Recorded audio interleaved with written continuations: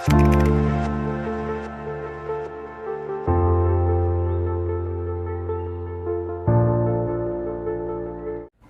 दोस्तों, कैसे हैं आप लोग। उम्मीद करता हूं आप लोग बहुत अच्छे होंगे, आपकी तैयारी बहुत अच्छे से चल रही होगी। दोस्तों, काफ़ी लंबे समय के बाद हमने संविधान की जो प्लेलिस्ट हमारी चल रही थी और उसमें हम सेशन लगातार ले रहे थे। बीच में उत्तर प्रदेश वीडियो की परीक्षा को नज़र में रखते हुए उसी कोर्स को आगे बढ़ाया गया और भारतीय संविधान की क्लासों को थोड़ा सा विराम दिया गया। अब हम पुनः उनको शुरू कर रहे हैं और हमने लगभग उसमें 26 क्लासें जो थी अपनी ली थी। आज हमारी 27वीं क्लास है और जहाँ से हमने सिलेबस रोका था वहाँ से ही हम अपना सिलेबस शुरू कर रहे हैं। और आज हमारी क्लास जो होने वाली है वह होने वाली है राज्य की कार्यपालिका के ऊपर। ठीक है, हमने केंद्र की कार्यपालिका, संघ की कार्यपालिका पढ़ ली थी और संघ की कार्यपालिका में क्या क्या पार्ट आते हैं उनको हमने सबने पढ़ लिया था। तो आज जो हमें पढ़ना है वो पढ़ना है राज्य की कार्यपालिका। तो इत्मीनान से बिल्कुल, अगर आपको ईजी वे में संविधान को समझना है और संविधान की एक एक कड़ी को आपको अच्छे तरीके से समझना है और सीधा वही संविधान जो आपके परीक्षा में देखने को मिलता है, अगर आपको कुछ इस तरीके से ही आपको पढ़ना है संविधान, तो उसके लिए आपको थोड़ा सा संयम रखना पड़ेगा। और हमारी जितनी भी क्लास हमने ली हैं उनको एक बार देख लीजिए और फिर इस क्लास को भी देखेंगे तो और अच्छा लगेगा आपको। प्लेलिस्ट बना दी गई है, ठीक है। तो आज जो हमारी क्लास है वो है राज्य की कार्यपालिका। थोड़ा मैं बता दूँ आपको राज्य की कार्यपालिका के बारे में। देखिए, जैसे हमारी संघ की कार्यपालिका होती है उसी के भांति जो है राज्य की कार्यपालिका होती है, ठीक है। जिस तरीके से संघ की कार्यपालिका काम करती है उसी प्रकार से उसकी संरचना भी, राज्य की कार्यपालिका की भी संरचना संघ की कार्यपालिका की संरचना की तरह होती है। जैसे संघ की कार्यपालिका में राष्ट्रपति की भूमिका होती है, इसी प्रकार से राज्य की कार्यपालिका में राज्यपाल की भूमिका होती है। जिस प्रकार से संघ की कार्यपालिका में प्रधानमंत्री की भूमिका होती है, उसी प्रकार से राज्य की कार्यपालिका में राज्यपाल की मुख्यमंत्री की भूमिका होती है, यानी कि सीएम की भूमिका होती है। तो उसी पर आज हम बात करने वाले हैं, क्योंकि अक्सर एग्जाम में क्वेश्चन पूछ लिया जाता है कि राज्य की कार्यपालिका में यदि राज्यपाल का पद है तो संघ की कार्यपालिका में उसी के भांति जो है कौन सुप्रीमो होता है, तो कौन होता है, राष्ट्रपति। संघ की कार्यपालिका में यदि प्रधानमंत्री वास्तविक शक्ति का मालिक होता है या वास्तविक शक्ति उसके हाथ में होती है, तो राज्य की कार्यपालिका में किसके हाथ में वास्तविक शक्तियाँ होती हैं, तो सीएम के हाथ में होती हैं।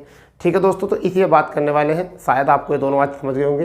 अब हम सबसे पहले बात करते हैं जो हमारी संवैधानिक स्थिति है, यानी कि राज्य की कार्यपालिका में संवैधानिक स्थिति क्या है, पहले इसको समझ लेते हैं। तो हमारा सबसे पहली बात है संवैधानिक स्थिति। संवैधानिक जो स्थिति है उसको देख लेते हैं। संवैधानिक स्थिति क्या है, तो सबसे पहले अगर हम बात करें तो भाग 6 में इसका जिक्र दिया गया है।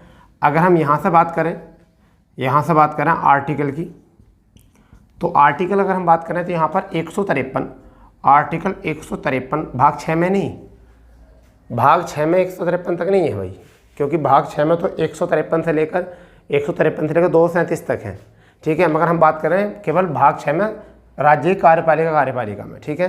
तो 153 से लेकर 167 तक ये प्रावधान दिया गया है। अब बात आती है कि इसमें कौन कौन इसके अंग होते हैं।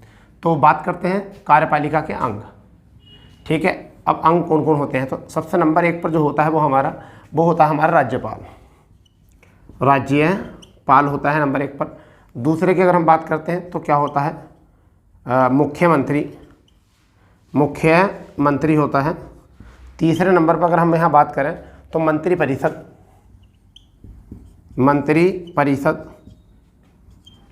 मंत्रिपरिषद इसे हम इसमें कह सकते हैं मंत्रिमंडल भी। क्यों कह सकते हैं, क्योंकि मंत्रिमंडल जो होते हैं कैबिनेट स्तर के मंत्री होते हैं। चौथे स्थान पर अगर हम यहाँ बात करें तो हो जाएगा महाधिवक्ता, ठीक है भाई। तो पहली बात आप ये समझ लीजिए कि राज्य की कार्यपालिका में, यानी कि भांति तो हमने बता दी, परिभाषा तो हमने बता दी। अब बात कर रहे हैं संवैधानिक स्थिति की। संवैधानिक स्थिति की हम यहाँ बात करें तो देखिए क्या है संवैधानिक स्थिति में। अगर भाग की बात करें तो किस में है, भाग 6 में। एग्जाम में कई बार क्वेश्चन पूछा गया है कि किस भाग में जो है राज्य की कार्यपालिका दे रखी है। संविधान के खंड सहित 25 भाग हैं और नंबर से देखें तो केवल 22 भाग हैं, क्योंकि 23वां भाग कोई नहीं है। अगर ए यानी कि 4A को जोड़ा जाए, 9A को जोड़ा जाए, 9B को जोड़ा जाए, तो इस तरीके से जो है हमारे कितने हैं, 25 भाग है टोटल। अगर बात करें आर्टिकल की, तो आर्टिकल कहाँ से कहाँ तक है, 153 से लेकर 167 तक है।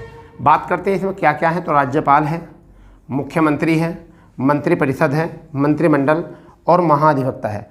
तो आपको मैं बता देता हूँ यहाँ से कि आप अगर किसी भी वनडे एग्ज़ाम की या किसी भी स्टेट पीसीएस की पीटी की तैयारी कर रहे हैं, यानी कि पीटी यानी कि प्रीलिम टेस्ट की अगर तैयारी कर रहे हैं, तब आपके लिए ये बहुत सफिशिएंट क्लास हो सकती है, क्योंकि हम केवल उन्हीं क्वेश्चन में बात करेंगे जो सीधे एग्जाम में बनते हैं। क्योंकि बहुत बड़ा आडंबर हमें नहीं करना है, आपको भी नहीं करना है, तो कोशिश ये करेंगे कि हमारी यहाँ से तैयारी अच्छे तरीके से हो जाए। तो आप इसको या तो लिख लिया करो या फिर स्क्रीनशॉट ले लिया करो, ठीक है। तो हम इसमें सबसे पहले जो बात करने वाले हैं, किसकी बात करने वाले हैं, राज्यपाल की, ठीक है।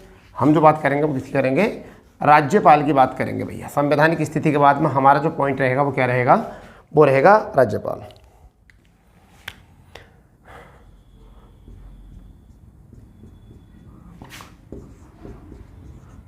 राज्यपाल हमारा यहाँ से पॉइंट रहेगा, ठीक है। इसी के ऊपर बात करने वाले हैं, ठीक है। तो सबसे पहली बात तो यह है कि राज्यपाल जो होता है, इसके बारे में थोड़ी जानकारी। राज्यपाल जो होता है ये नाम मात्र का प्रधान होता है। कैसा होता है, नाम मात्र का प्रधान, कहाँ का, राज्य का, ठीक है।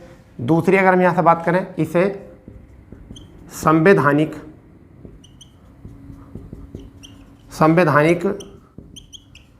अध्यक्ष कहा जाता है। संवैधानिक अध्यक्ष इसको कहा जाता है, नहीं नाम मात्र का प्रधान होता है, संवैधानिक अध्यक्ष कहा जाता है। और सहायता और सलाह के लिए, सहायता व सलाह के लिए क्या होता है, राज्य का मंत्रिपरिषद होता है, मंत्रिपरिषद, ठीक है। क्या होता है, मंत्रिपरिषद होता है, ठीक है। अगर हम बात करें तो इस राज्य की वास्तविक शक्ति, यानी क्या, मान के चलो राज्य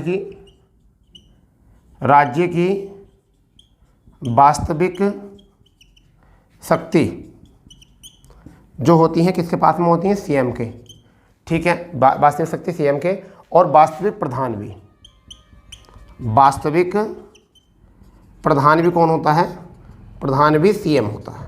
तो ये तो हो गए अध्यक्ष, हो गए संवैधानिक, नाम मात्र के प्रधान हो गए हैं। सहायता व सलाह के लिए, सहायता और सलाह के लिए जो है वो कौन होती है, मंत्रिपरिषद होती है। इनकी राज्य की वास्तविक शक्ति जो होती है सीएम के हाथ में होती है। वास्तविक प्रधान जो होता है वो भी क्या होता है, सीएम होता है। इतनी हमने यहाँ से बात कर ली। अब देखिए राज्य की जो भूमिका होती है, राज्यपाल की जो भूमिका होती है, दोहरी भूमिका होती है, दोहरी भूमिका होती है, दोहरी भूमिका होती है। और वो कौन कौन सी भूमिका होती है दोहरी, एक तो राज्य के प्रमुख के रूप में, राज्य के प्रमुख के रूप में होती है एक इसकी, और दूसरी जो होती है राज्य व केंद्र के बीच कड़ी के रूप में कार्य करता हूँ। तो ये आपको थोड़ा सा बना के रखना है, ठीक है। इतना माइंड अपने माइंड में रखो इस बात को कि क्या होता है राज्यपाल। राज्यपाल राज्य का नाम मात्र का प्रधान होता है। राज्यपाल राज्य का संवैधानिक अध्यक्ष होता है। राज्यपाल की सहायता व सलाह के लिए मंत्रिपरिषद होता है। राज्यपाल की राज्य की वास्तविक शक्ति जो होती है वो नाम मात्र की शक्ति राज्यपाल में होती है, जबकि वास्तविक शक्ति सीएम में होती है। वास्तविक प्रधान भी सीएम होता है। राज्यपाल दो ही भूमिका निभाता है राज्य में, एक तो राज्य के प्रमुख के रूप में काम करता है, और दूसरी बात करता है राज्य व केंद्र के बीच में कड़ी की काम ये करता है, ठीक है भाई।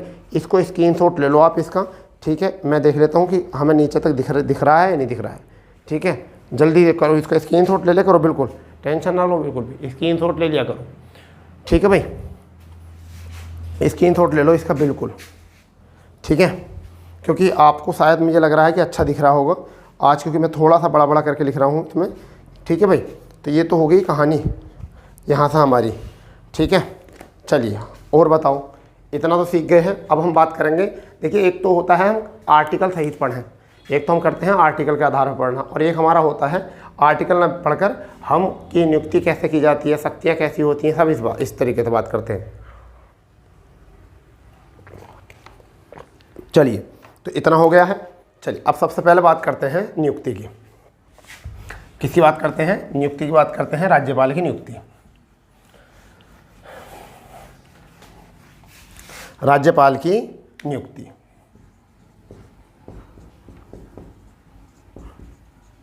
राज्यपाल की नियुक्ति की बात करते हैं, क्या हुआ राज्यपाल की नियुक्ति में। तो देखिए पहली बात तो ये है कि आर्टिकल 153 में प्रावधान है इसकी नियुक्ति का, यानी कि राज्यपाल की नियुक्ति का जो प्रावधान है आर्टिकल 153 में है, ठीक है। परंतु क्या हुआ कि सातवें संविधान संशोधन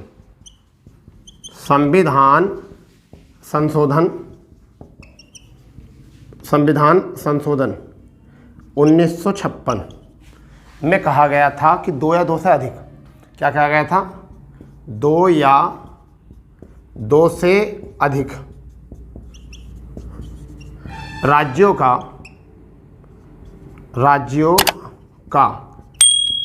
एक राज्यपाल होगा,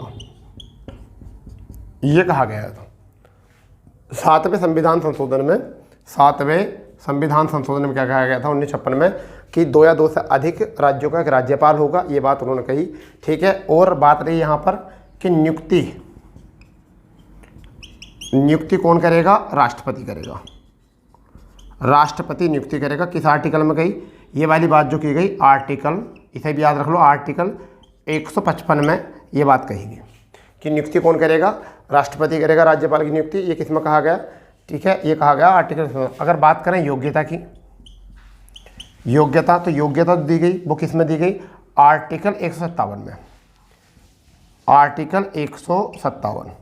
इसमें ये कहा गया कि नियुक्ति जो करे, योग्यता जो होगी वो राज्यपाल की, वो किस अंतर्गत होगी, योग्यता की बात जो की गई वो आर्टिकल 57 की गई। योग्यता क्या होगी, पहली योग्यता जो है वो क्या है, मैं आपको बता देता हूँ। पहली योग्यता वह उस राज्य का निवासी न हो, एक तो ये। दूसरी बात इसमें इम्पोर्टेंट क्या है, दूसरी, उन्हें 35 वर्ष, वह 35 वर्ष या उससे अधिक आयु का हो। फिर ये तो सब में पता ही है, कॉमन, तो तुम्हें पता है, कॉमन बात तो ये सबको पता ही होगी कि वह राज्य भारत का नागरिक हो, तो सबको पता है, ठीक है।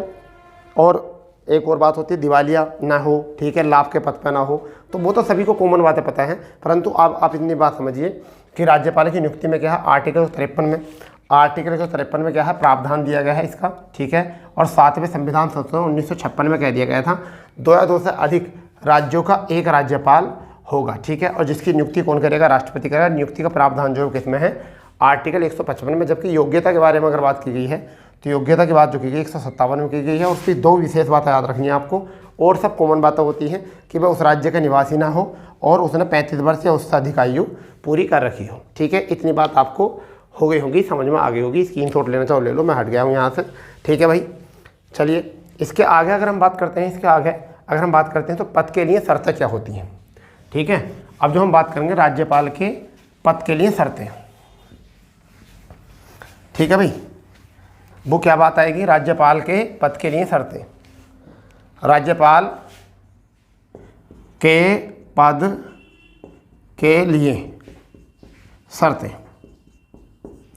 ठीक है भाई, ये भी इम्पोर्टेंट है, राज्यपाल के पद के लिए शर्तें, ठीक है। तो देखिए क्या होता है, पहली बात जो हमारी इम्पोर्टेंट है, वो बहुत इंपॉर्टेंट बात है, आर्टिकल 158 में कहा गया है, आर्टिकल 158 में कहा गया है कि राज्यपाल संसद या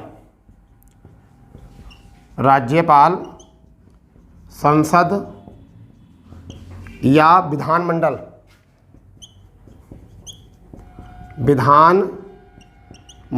का सदस्य नहीं होता,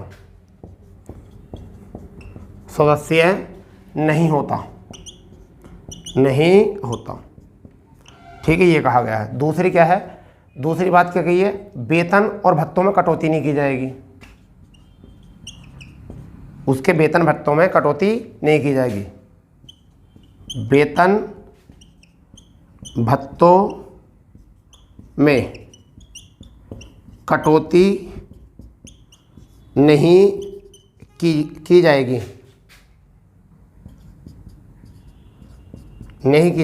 एक ये। तीसरा क्या है कि 2 या 2 से अधिक राज्यों के लिए 2 या 2 से अधिक राज्यों के लिए वेतन का बंटवारा राष्ट्रपति करेंगे। राष्ट्रपति अनुपातिक आधार से करेंगे। किससे करेंगे?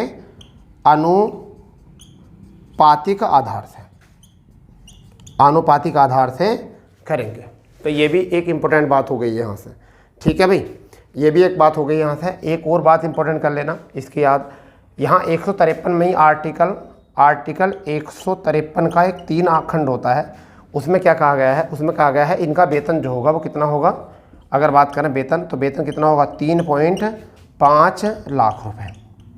तो कितना होगा वेतन? 3.5 लाख रुपए वेतन होगा। ठीक है। और इसे शपथ जो दिलाएगा, शपथ की अगर हम बात करें, राज्यपाल को जो शपथ दिलाएगा, शपथ वो कौन दिलाएगा? अगर हम बात करें तो यहाँ से शपथ का काम जो करेगा वो हाई कोर्ट का मुख्य न्यायाधीश।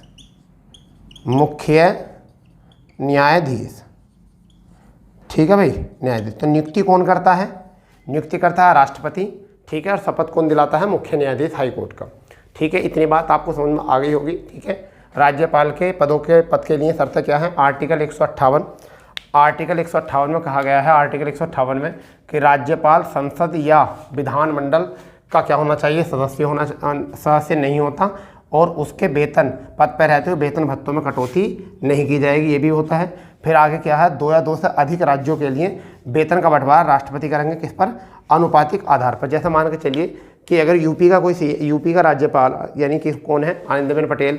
ठीक है। तो अगर यूपी के राज्यपाल हैं और इन्हें यूपी के साथ साथ पश्चिम बंगाल का बना दिया है, तो इनको जो वेतन दिया जाएगा दोनों राज्यों से दिया जाएगा। और वो किस आधार में दिया? 3.5 ही जाएगा, परंतु उनको अनुपातिक आधार से बांटेंगे। वो कौन बांटेंगे? राष्ट्रपति बांटेंगे। 3 राज्यों का अगर कोई राज्यपाल होता है, 3 राज्यों का राज्यपाल होता है, तो उसके लिए हमें क्या करना होगा? उसके लिए करना होगा कि उसके लिए भी 3 राज्यों में बंटवारा जो करेंगे अनुपातिक रूप से, कि कौन कौन राज्य कितना कितना वेतन राष्ट्रपति को देंगे, राज्यपाल को देंगे, उनका भी मतलब सुनिश्चित जो करेंगे वो कौन करेंगे? राष्ट्रपति जी करेंगे। ठीक है। जो भी राष्ट्रपति कहेंगे उसी अनुपात में। ठीक है। फिर बात है वेतन भत्ते की, तो 3.5 लाख इनको वेतन भत्ता मिलता है। ठीक है। और निःशुल्क आवास मिलता है, और शपथ जो दिलाता है वो कौन दिलाता है? हाई कोर्ट का मुख्य न्यायाधीश। तो लगभग ओवरऑल हमने इतनी बात यहाँ से कर ली है। अब बात करते हैं कार्यकाल की। किसकी बात करते हैं? कार्यकाल की बात करते हैं। आप आराम से इत्मीनान से एक एक चीज़ पढ़ते रहो। राज्यपाल बहुत अच्छे से समझ में आ जाएगा आपको। घबराने की कोई बात है नहीं, बिल्कुल भी घबराने की कोई बात है नहीं। ठीक है भाई। तो राज्यपाल के जो हो जाएगी वो क्या हो जाएगा? राज्यपाल का कार्यकाल क्या हो जाएगा? राज्यपाल का कार्यकाल। तो पहली बात तो ये कि किस आर्टिकल में इसका जिक्र है, कार्यकाल का जिक्र है वो किस आर्टिकल में है? तो आर्टिकल 156। आर्टिकल 156 में जो है वो इनका क्या है? कार्यकाल के बारे में बताया गया। अब देखिए क्या होता है। आर्टिकल 156 का ए, आर्टिकल 156 का बी। ठीक है। आर्टिकल 156 का सी। ये कुछ बातें हैं। ठीक है। ये 3 तरीके से जिक्र जो है, प्रावधान जो है वो किस में है? अगर हम बात करें प्रावधान की अगर हम बात करें तो किस में है? 156 में। अगर ए बी सी की बात करें तो ए में राष्ट्रपति के पश्चात पर्यंत रहेगा। राष्ट्रपति के प्रसाद पर्यंत रहेगा। बी में क्या है? कि स्वयं त्यागपत्र दे सकता है। स्वयं त्याग पत्र दे सकता है, ये भी है। तीसरे में क्या है? उपरोक्त स्थिति के अनुसार कितने वर्ष का कार्यकाल होगा? 5 वर्ष का कार्यकाल होगा। ये भी अच्छा है। यानी कि अगर राष्ट्रपति के प्रसाद पर्यंत अगर काम चलता है, राष्ट्रपति अगर कुछ नहीं कहते हैं तब भी, और दूसरी बात ये अगर अपने आप भी स्वयं त्यागपत्र नहीं देता है तब भी, तब तक कितने समय तक टिका रहेंगे? 5 वर्ष तक। और यदि इनमें से कोई घटना हो जाती है ऐसी तो 5 वर्ष से पहले भी इनको जो है अपना त्यागपत्र देकर भी कार्यकाल में रुकावट आ सकती है। और राष्ट्रपति जी भी कभी भी किसी भी राज्यपाल को हटने के लिए कह सकते हैं कि अब आपसे जो है शासन नहीं चल रहा है, अब आपसे देखभाल नहीं हो रही एक राज्य के सुप्रीमो के रूप में, प्रमुख के रूप में, तो अब आप जो है इस पर काम ना करें। ठीक है भाई, इतनी बात आ गई समझ में। चलिए अब देखते हैं इनकी शक्ति और कार्य क्या है, राज्यपाल की शक्ति और कार्य। ठीक है, सारी बातें जो है इत्मीनान से सीख लो, कोई दिक्कत नहीं है, सारी बातें इत्मीनान से सीख लो क्या है। ठीक है, राज्यपाल की कार्य व शक्ति, कि राज्यपाल के कार्य क्या होते हैं,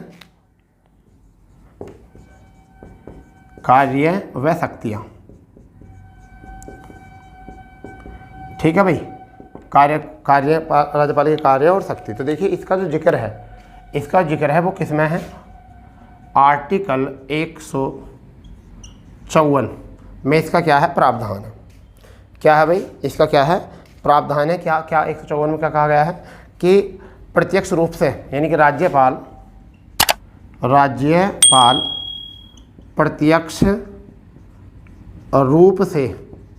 प्रत्यक्ष रूप से मंत्रिपरिषद के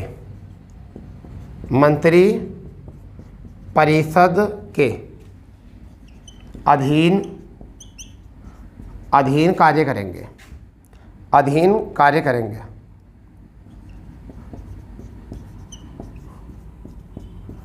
ठीक है, ये कहा गया। जबकि अगर मैं बात कहूँ, एक सेकंड चलो बाद में देख लेंगे, अगर हम बात करें इनके शक्तियों की शक्तियाँ इनको क्या है, इनको शक्तियाँ क्या हैं, तो देखो इन शक्तियों में अगर हम बात करें विशेष रूप से, तो एक तो हमारी हो जाती शक्ति होती है, हमारी पहली शक्ति अगर हम बात करें तो हो जाती है आपकी कार्यपालिका शक्ति, कार्यपालिका शक्ति। ठीक है, एक तो ये हो जाएगी। दूसरी जो होती है वो होती है आपकी विधायी शक्तियाँ या शक्ति। तीसरी जो होती है वो हमारी क्या होती है, अध्यादेश जारी करने की शक्ति, अध्यादेश जारी करने की शक्ति। ठीक है, चौथी जो होती है, वो आती है आपकी वित्तीय शक्ति।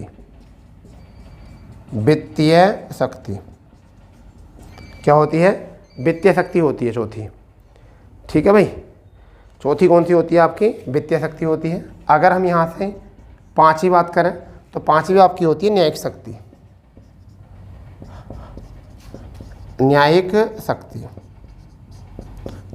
छठी की अगर हम बात करते हैं तो वो आपकी क्या होती है, विवेक अधीन शक्ति।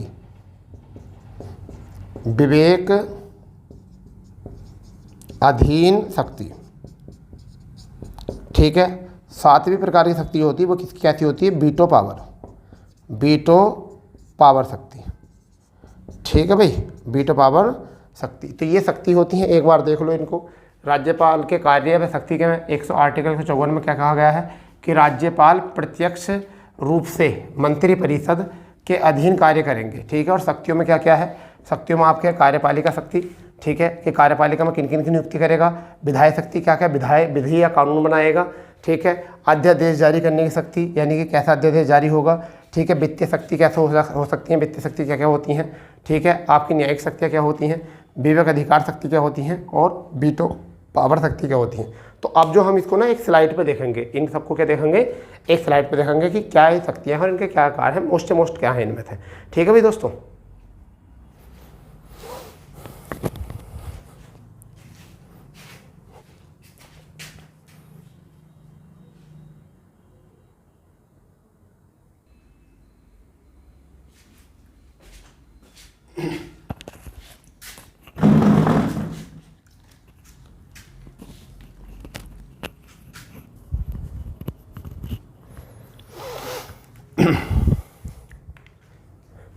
चलिए दोस्तों देखते हैं राज्यपाल की शक्तियाँ क्या क्या हैं, और हमने इन्हें एक चार्ट के रूप में ड्रॉ किया है जिससे आपको बहुत आसानी से समझ में आ जाएंगी। क्योंकि किताब जब पढ़ते हैं तो किताब में बहुत कुछ लिखा होता है, परंतु हमको ये नहीं जज करना होता कि उसमें से एग्ज़ाम में क्या आएगा। इसलिए मैंने आपको कोशिश किया कि बहुत शॉर्ट तरीके से इनको सजाया है, जिससे कि मैं आपको इनको जब समझाऊँगा बताएँगे हम इनको, तो आपको ये समझ में पूरी तरीके से आ जाएगा। तो देखिए सबसे पहली शक्ति जो हमने बात करी वो कौन सी शक्ति है, कार्यपालिका शक्ति, विधायी शक्ति, अध्यादेश शक्ति, वित्तीय शक्ति, न्यायिक शक्ति और विवेक अधिकार शक्ति और वीटो पावर।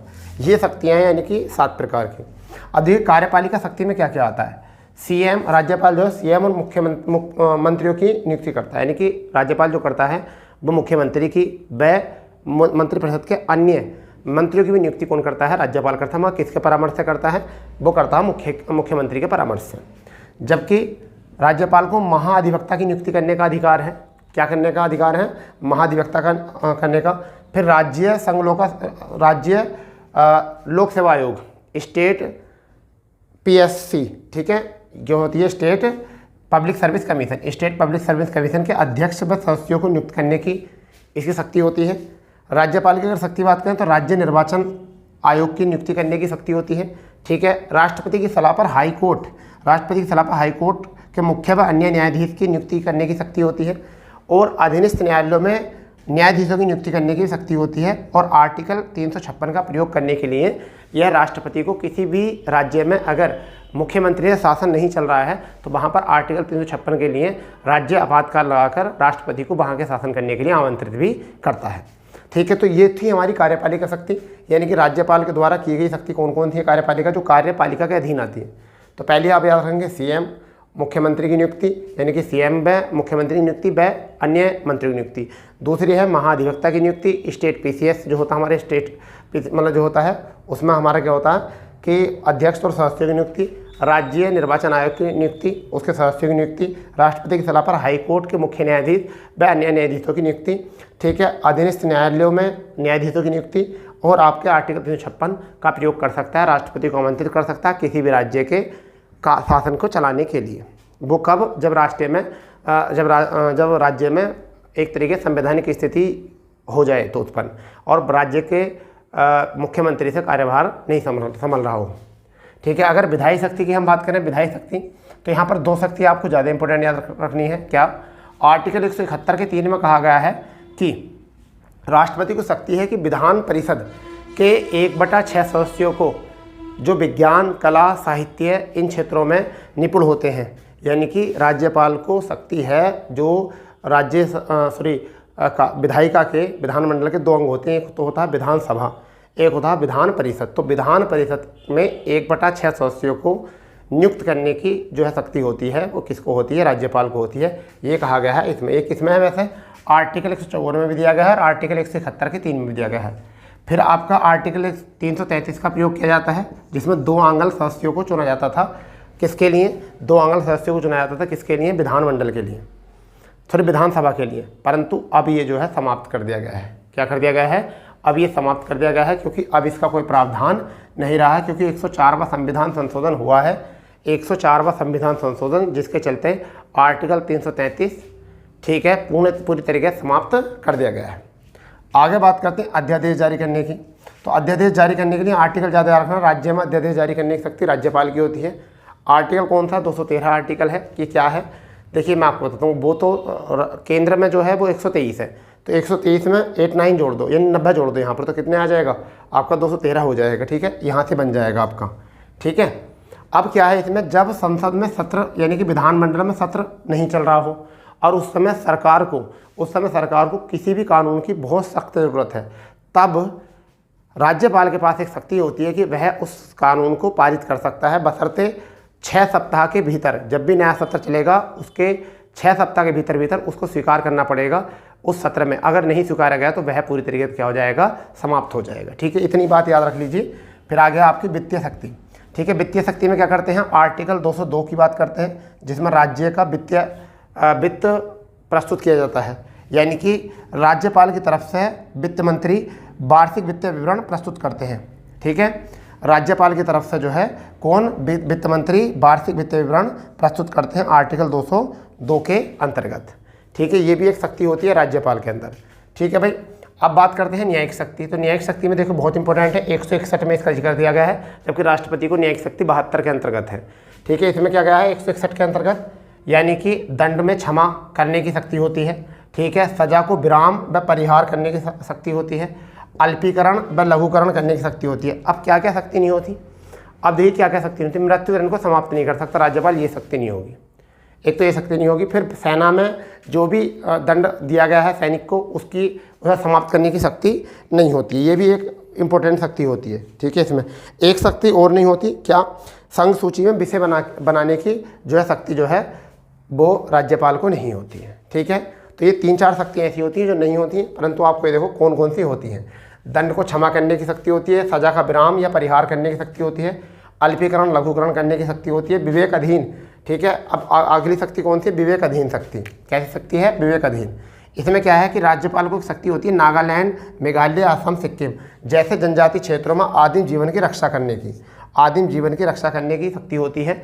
और जब किसी भी क्षेत्र में किसी भी दल का बहुमत हासिल नहीं हुआ हो, ठीक है, जब किसी भी दल का बहुमत साबित नहीं हुआ हो और उनको अब मुख्यमंत्री नियुक्ति करनी है, तब भी राज्यपाल अपने विवेक का प्रयोग करके मुख्यमंत्री की नियुक्ति कर सकता है। ये भी बात बहुत इंपॉर्टेंट है, ठीक है भाई दोस्तों।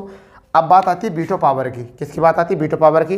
तो वीटो पावर के मतलब क्या है कि किसी विधेयक को, अगर कोई भी बजट है, कोई भी बिल है, उसको अगर विधेयक बनाना है तो वो जैसा केंद्र में राष्ट्रपति के सिग्नेचर के बिना नहीं बन सकता है, ऐसे ही यहाँ पर राज्यपाल के सिग्नेचर के बिना कोई भी बिल विधेयक नहीं बन सकता। तो उसके लिए पावर इनके हाथ में होती है। अब क्या कर सकता है, पुनः विचार के लिए वापस लौटा सकता है, परंतु पुनः विचार के वापस लौटने के बाद में जब पुनः दोबारा से राज्यपाल के सामने आएगा वह बिल, तो उस पर उनको अपना सिग्नेचर करना ही पड़ेगा, वो बाध्यकारी हो जाएगा, ठीक है। आगे बात करते हैं, राष्ट्रपति के लिए सुरक्षित रख सकता है। मान लो उससे कोई बात समझ में नहीं आई तो उन्होंने कहा भी मैं राष्ट्रपति जी से परामर्श ले सकता हूँ, मुझे इस बारे बिल में कोई समझ में नहीं आ रही है, तो राष्ट्रपति के लिए सुरक्षित रख सकता है, अपनी स्वीकृति दे सकता है। क्या कर सकता है, अपनी स्वीकृति भी दे सकता है, इस तरीके से। तो ये तो थी हमारी इंपॉर्टेंट शक्तियाँ जो राज्यपाल की थी। एक बार और देख लीजिए, कार्यपालिका शक्ति क्या होती है, इसमें विभिन्न प्रकार की नियुक्ति होती हैं, ठीक है। विधायी शक्ति क्या होती है, जो विधायिका चलाने के लिए होती है, यानी कि सरकार को बनाने के लिए। आर्टिकल 171 है, आर्टिकल 333 है, इसके बारे में बात करेंगे। अध्यादेश जारी करने की शक्ति क्या होती है, 213 में होती है, 6 सप्ताह के अंतर्गत।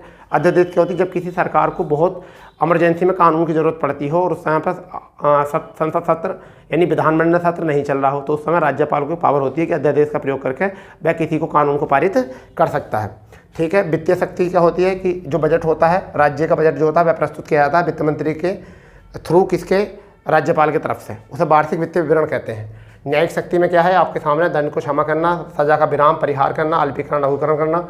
विवेकाधीन में क्या है, नागालैंड, मेघालय, असम, सिक्किम जनजाति क्षेत्रों में आदिम जीवन की रक्षा, मुख्यमंत्री की नियुक्ति करना, ये पूरी पावर होती है, ठीक है।